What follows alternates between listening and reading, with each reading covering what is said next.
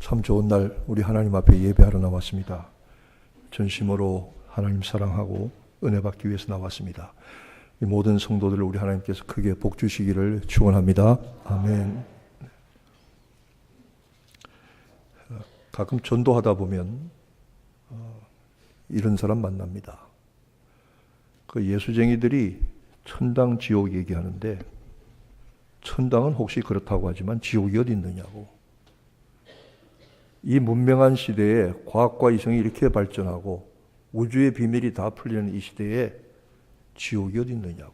나 그런 거 안 믿는다고. 참 답답한 분을 만나서 전도하다가 이렇게 대답합니다. 좋습니다. 선생님 말씀대로 지옥이 없으면 천만다행이겠지만은 만에 하나, 아니 100만에 하나, 1000만에 하나 이렇게 하나라도 지옥이 있으면 어떡할 겁니까? 있으면 어떡할 겁니까? 그러면 대답 못합니다.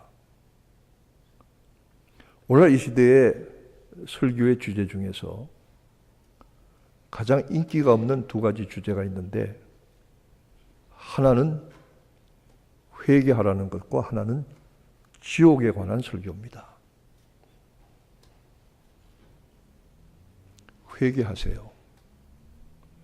회개하세요. 회개하세요. 요즘 이런 소리 듣기 어렵습니다. 아마 이런 회개의 설교를 들어본 지 오래되셨을 겁니다. 저도 그렇게 많이 설교하지 못합니다.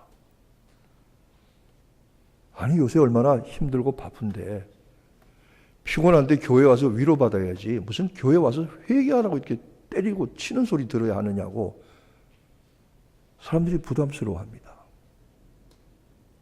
또 한 가지는 회개하라고 얘기하면 꼭 이렇게 얘기하는 분들이 있습니다. 목사님부터 먼저 하세요. 맞아요. 목사가 회개해야 됩니다. 제가 한 번은 어느 다른 도시에 그로스리에 갔더니 슈퍼 앞에서 어떤 분이 전도를 해요. 근데 그분 보니까 정통 교회에서 오신 분 같지는 않고 무슨 다른 이단에서 오기는 왔어요. 뭐라고 전도를 하시느냐 하면 목사도 회개해야 됩니다 이러더라고요. 그분 이단이에요. 근데 제가 그 말에 충격을 받았어요. 그래서 그 다음 주일에 제 설교 제목이 목사가 회개해야 됩니다 였어요. 목사도 회개해야 된다가 아니라 목사가 회개해야 된다는 거예요. 맞아요. 그건 제 몫입니다. 그건 제가 하나님 앞에 가서 해결할 제 몫입니다. 근데 나는 내가 잘나고 거룩하고 훌륭하고 뭐 온전해서 여러분들에게 얘기하는 것이 아니라 목사의 설교자의 책임으로서 여러분에게 얘기해야 됩니다. 여러분 회개하시기 바랍니다. 회개하세요. 회개하세요. 내가 이렇게 얘기해야 됩니다. 근데 책임입니다. 에스겔에 보면은 하나님이 에스겔 선지자에게 말씀하기를 적이 쳐들어와서 이 성을 치려고 하는데 파수꾼이 그걸 보고 경계의 나팔을 불었으면 파수꾼에게 아무 책임이 없지만 적이 가까이 와서 성을 치려는 것을 보고도 나팔을 불지 않아서 백성들이 다 잠자다가 몰살당했다고 하면 이 사람들의 핏값을 내 손에서 찾으리라. 내가 여러분에게 회개하라고 요구하는 건 내 책임입니다. 회개하든지 않든지 그건 내 책임입니다. 그런데 내가 회개하라고 얘기 안 해서 여러분이 회개 안 해서 만약에 지옥에 간다면 여러분의 핏값은 내가 내 손에서 하나님께서 찾으신다 그랬습니다. 우리 선배들은 회개하라 소리 많이 했습니다. 툭하면 얘기했습니다. 회개하세요. 회개하세요. 회개하세요. 그랬더니 성도들이 그 주눅 드는 소리 하지 마세요. 치는 소리 가슴 아프고 상처된 소리 하지. 그러지 않았습니다. 회개했습니다. 그러니 성결의 은혜도 체험했고 믿음이 확실해졌고 말씀대로 온전히 살 수 있었습니다. 오늘날 회개가 강조되지 않고 회개가 말하지 않으니까 회개 안 해도 되는 줄 알고 회개를 안 한 버릇을 한 사람의 특징은 뭐냐면 뻔뻔스러워집니다. 회개하세요. 그러니까 나 회개할 거 없는데요. 그럼 회개할 거 없는 교만을 회개하세요. 여러분, 그건 제가 잘나서가 아니에요. 제 책임이에요. 한빛교회 성도 여러분, 회개하시기 바랍니다. 회개하세요. 회개하세요. 내가 여러분 개인적으로 불러다 이거 회개해야 됩니다 하고 할 얘기 엄청 많습니다. 뭐 장로님도 예외가 아니고 권사님도 예외 아닙니다. 여러분 회개해야 됩니다. 온전한 회개를 이루시기를 축원합니다. 두 번째로 인기가 없는 설교의 주제가 지옥에 관한 겁니다. 지옥에 관한 건데 지옥을 얘기하면 사람들이 부담스러워합니다. 그런데 지옥은 우리가 아무리 부정한다고 해서 없어지는 것이 아닙니다. 우리가 하나님을 믿고 하나님의 말씀을 믿을진데 지옥은 실제하는 실체입니다. 어떤 성경학자는 말하기를 천국과 지옥은 관념상에 있는 것이 아니라 실제로 존재하는 실체적인 공간이라고 말했습니다. 그 말이 맞습니다. 예수님께서 이렇게 말씀하셔요. 지옥은 구더기도 죽지 않는다고. 불도 꺼지지 않는다고. 사람마다 불로 소금 치듯 할 것이라고. 지옥은 죽는 것이 아니라 안 죽는 겁니다. 죽으면 좋은데 안 죽고 살아서 모든 고통을 다 겪어야 하는 곳이 지옥입니다. 불로 소금 치듯 했다 했습니다. 여러분 소금을 잡아다가 뿌려보세요. 제가 눈이 왔을 때 소금을 가져다가 소금을 훔치고 막 뿌렸어요. 확 뿌렸어요. 소금 뿌리는 기계가 없으니까. 불로 뿌린다고 생각해 보세요. 고더기도 죽지 않고 안 죽어요. 안 죽고서는 그 고통만 끔찍하게 겪는 거예요. 여러분 사람이 신체적으로 당하는 고통 중에 제일 큰 고통이 이 불에 타는 겁니다. 이 피부의 신경이 근육이 타들어가면서 이게 장렬감이라는 게 있어요. 장렬감. 그 고통은 말로 할 수 없습니다. 설명이 안 됩니다. 지옥은 불도 꺼지지 않고 구더기도 죽지 않는다고. 저는 꺼지지 않는 불이 있다는 걸 제가 봤어요. 한 번은 군대 생활할 때인데 어떤 분이 찾아왔어요. 부대장을 만나겠다고. 그분이 하사관이었는데 제가 그분을 보는 순간에 놀라 자빠졌어요. 사람이 사람 얼굴이 아니에요. 막 일그러지고 뒤틀어지고 살점이 여기 가서 붙고 막 사람이 오그라들었어요. 어떻게 이럴 수가 있냐고. 그랬더니 부대 탄약고에서 연막탄을 잘못 건드리다 이게 터졌는데 연막탄의 인과 유황, 황야품이 불 붙은 채로 뼈 속에 살 속에 튀어 들어갔는데 이건 물로 꺼지지 않는 거예요. 물 속에서도 꺼지지 않는 불이랍니다. 그래서 그 불덩어리가 살 뼈까지 파고 들어간 거예요. 끔찍해요. 꺼지지 않는 불이 있구나. 제가 그분을 보니까 제가 20대 육군 병장 달았을 때인데 이렇게 보니까 이 사람이 살아도 산 게 아니에요. 이렇게 어떻게 이렇게 꺼지지 않는 불이 있구나. 불과 유황으로 타는 못이라는 게 그거구나. 죽으면 좋은데 죽지 않고 영원히 그 고통을 당하는구나. 목사님 협박한다고 하지 마세요. 여러분 주눅들게 한다고 하지 마세요. 지옥은 실제하는 실체적인 공간입니다. 성경이 말씀하시고 주님이 확인하셨어요. 우리가 성경을 믿을진데 그 말씀 믿어야 합니다.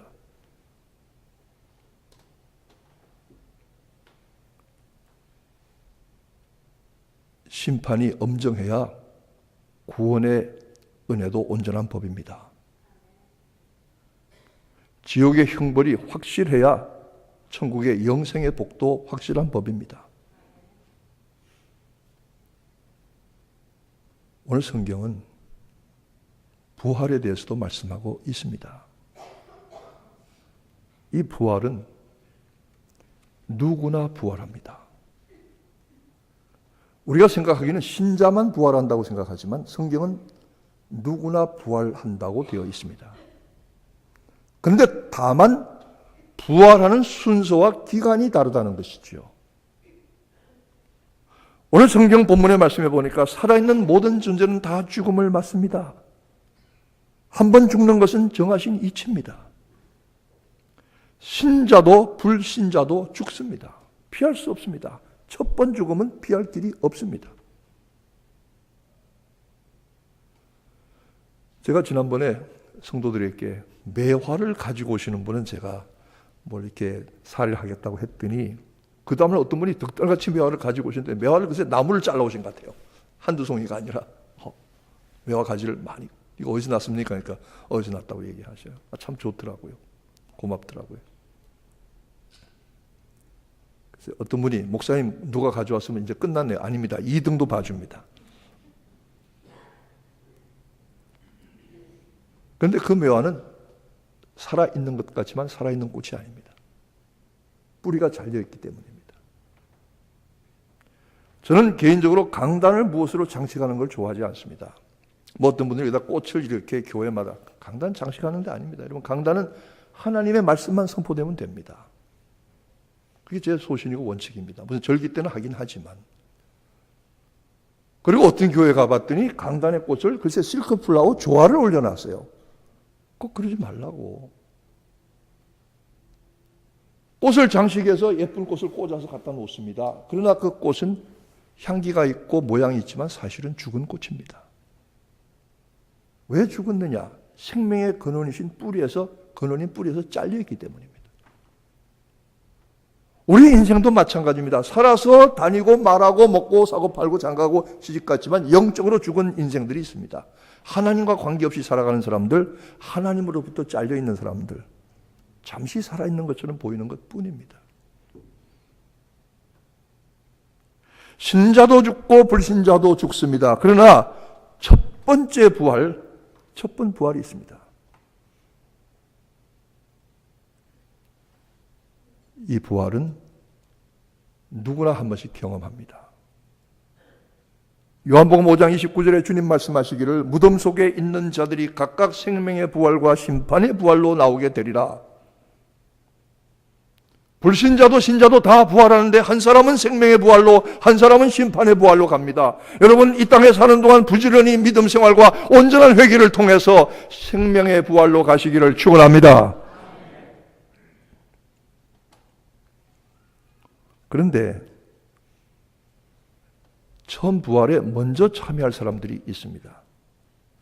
오늘 성경 본문에 보니까 예수의 증거와 하나님의 말씀을 인해서 예수를 전하고 하나님 말씀을 지키며 살다가 목배임을 당한 사람들, 순교한 사람들, 그리고 짐승에게 절하지도 않고 이마와 손에 짐승의 표를 받지도 아니하고 믿음의 정절을 지켰던 사람들은 첫째 부활에 참여할 것이다. 먼저 참여할 것이다. 여러분, 여기서 짐승에게 경배하지도 아니하고, 사도 요한이 이 계시록을 기록할 당시에는 로마 당국은 기독교인들을 잡아다 죽이면서 교회를 핍박하면서 그들에게 신앙을 버리기를 강요했습니다. 그리스도인이라고 하는 사람들을 다 나오게 해서 황제의 신상을 세워놓고 거기다가 예물을 바치고 향을 피워서 절하게 했습니다. 황제가 신이시다.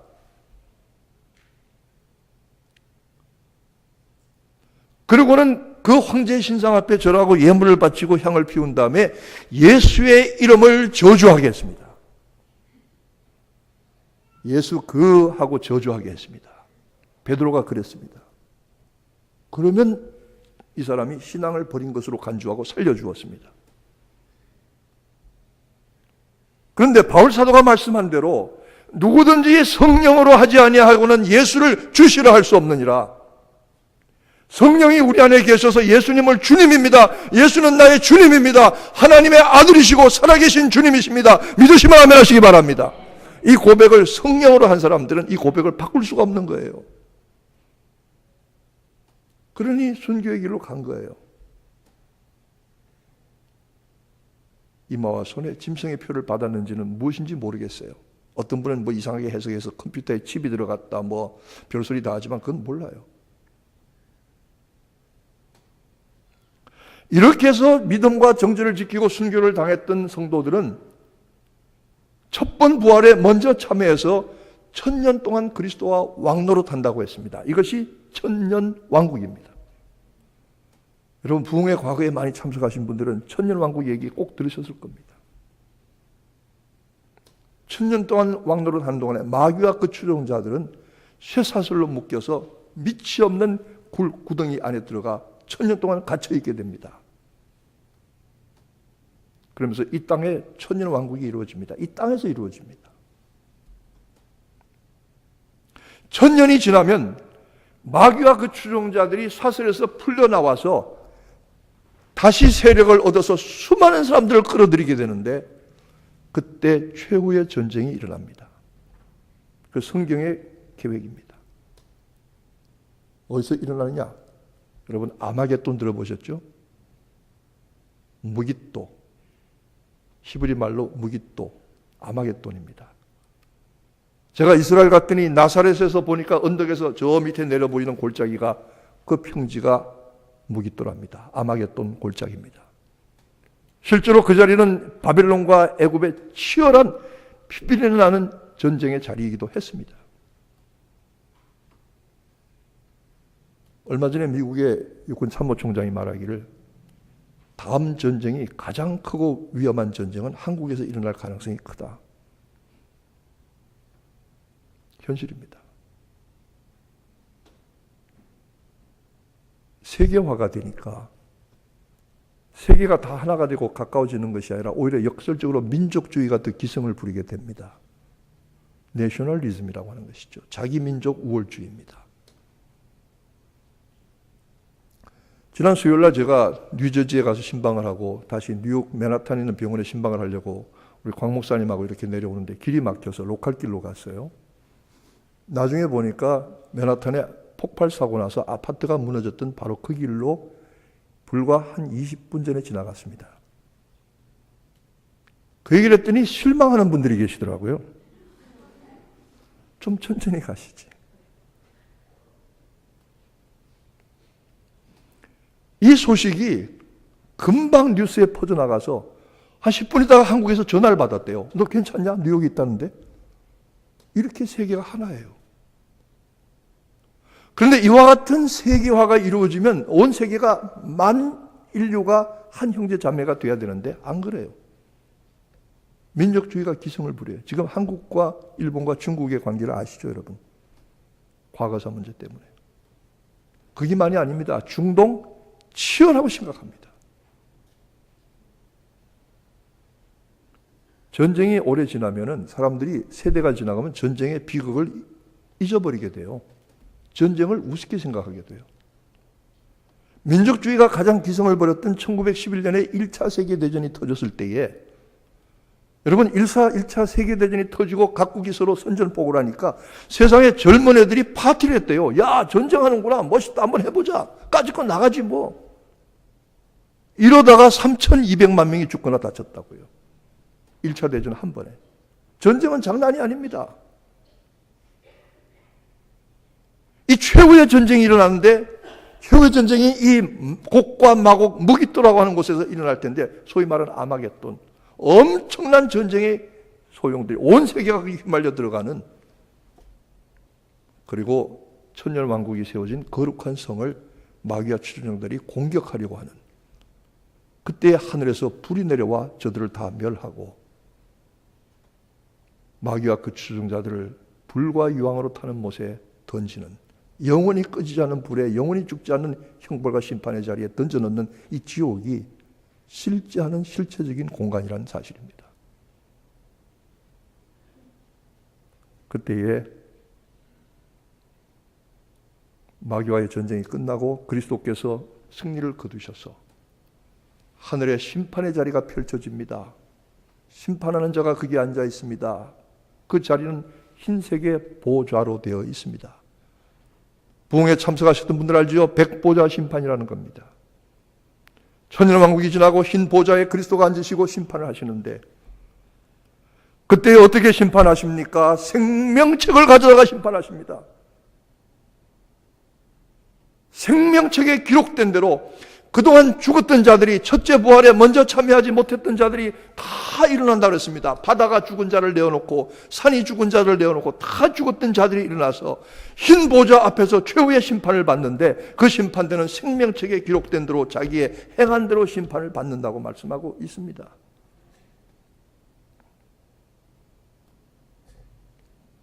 누구나 한 번은 부활합니다. 그러나 오늘 본문 말씀은 둘째 사망은 택한 백성들을 해하지 못합니다. 누구나 한 번 죽고 누구나 한 번 부활하지만 그러나 그리스도인들은 택한 받은 성도들은 한 번 죽고 한 번 부활합니다. 생명의 부활로 나옵니다.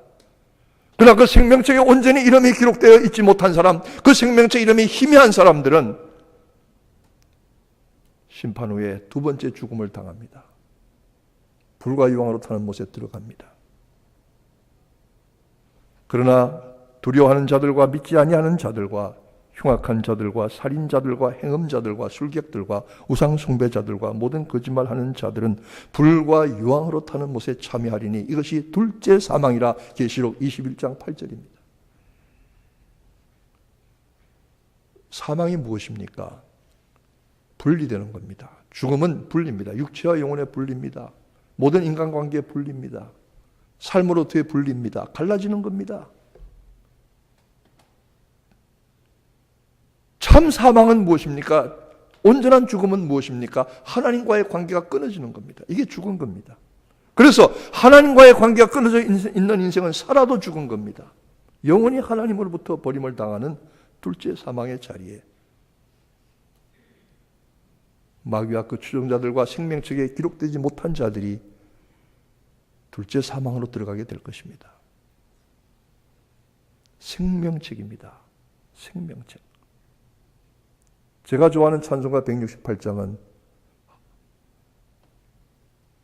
하나님의 나팔 소리 천지진동할 때에 예수의 영광 중에 구름 타고 오시고 천사들을 보내어 사방에서 택한 자들을 불러 모으셔서 나팔 불 때 나의 이름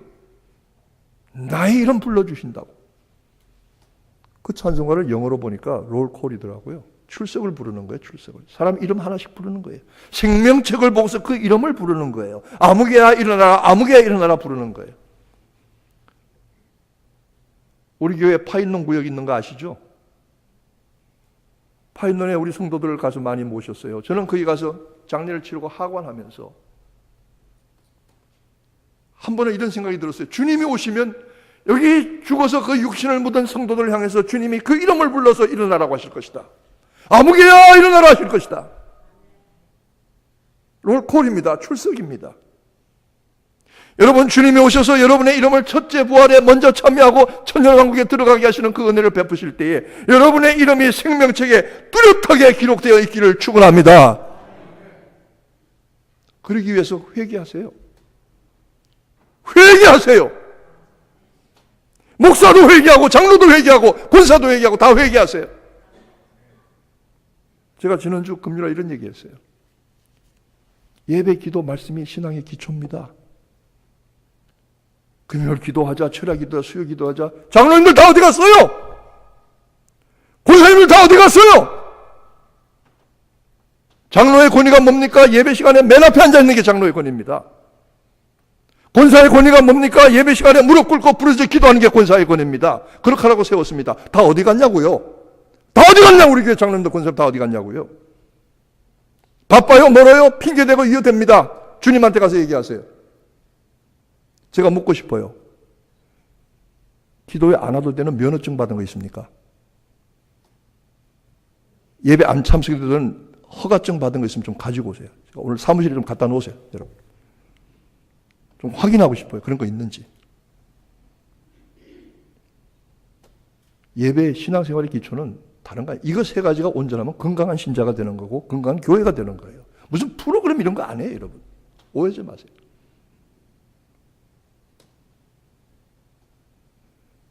신앙의 기초인 예배와 말씀과 기도가 온전하여져서 회개로 말미암아 그 행실이 거룩하여지고 여러분의 이름이 생명책에 기록되어 있기를 축원합니다. 그러기 위해서 회개하세요. 내 회개는 내가 할 테니까 나는 여러분에게 회개하라고 촉구하는 책임을 맡았어요. 적당히 위로해서 살면서 여러분 신앙생활 적당히 하세요. 뭐 세상하고도 짝하고 술도 마셔가면서 놀 거 다니고 즐기하세요. 여러분 그렇게 말하는 것이 목사의 책임이 아닙니다. 회개하세요. 여러분 싫어합니까? 그래도 얘기해야 됩니다. 회개하세요. 부담스러워요? 귀찮아요? 마음에 가슴 충격이 돼요? 그래도 회개하세요. 그래야 생명책에 그 이름이 온전히 기록될 거 아니겠어요? 목사님, 저는 미국 가서요, 시민권 따면서 이름을 바꿨는데 괜찮을까요? 제가 재밌는 얘기 하나 하고 마칠게요. 그 전에 어떤 집사님 한 분이 남편이 먼저 미국을 갔어요. 영주권 수속을 해서 가족을 초청을 했어요. 그래서 아이들을 데리고 미 대사관에 영주권 인터뷰를 하러 갔습니다.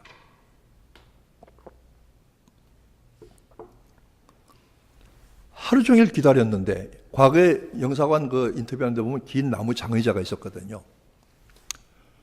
안 불러요. 안 불러. 하루 종일 기다려도 안 불러요. 그래서 왜 안 부르나? 왜 안 부르나? 그러다가 나가래요. 끝났다고. 그래서 아니 왜 나를 안 부르고 나가라 그러냐고 그랬더니 왜 우리 다 불렀는데 그 등록 카드를 보자. 이 보더니 불렀는데 어디가 있었냐고. 당신 이름이 실명을 얘기해서 미안합니다. 순악한 아닙니까? 순악한. 근데 그분 이름이 순옥한이거든. 한순옥이거든. 미국 사람들이 옥을 우리식으로 옥 그러고 발음 안 해요. 그죠? 오크 아니면 악 그렇게 발음해요. 그러니까 미국 사람은 아주 정확하게 부르는 거야. 순악한. 그 자기 악한은 아니거든. 하루 종일 기다리다가 나중에 당신이 이 순악한이냐 그러니까 나 그 맞다고. 그래서 인터뷰에서 온 분이 있어요. 그 남편이 하시는 말씀이 그 영사가 당신을 제대로 본 거야. 그런데 그분 참 괜찮은 신자예요. 새벽기도 철저하고 아주 믿음생활 온전히 한 신자예요. 이름이 그랬다는 거죠. 영사관에서 이름을 잘못 부를 수는 있어요. 이민국에서 실수할 수 있어요. 그러나 하나님의 법은 실수가 없습니다. 여러분 주님 오시는 그날에 회개함으로 준비가 되어서 생명책에 그 이름이 분명히 기록되어서 아무개나 부르실 때에 네 주님 제가 여기 있습니다 하고 불려나가서 천년왕국과 영생에 참여하는 성도들 되시기를 축원합니다. 기도하십시다.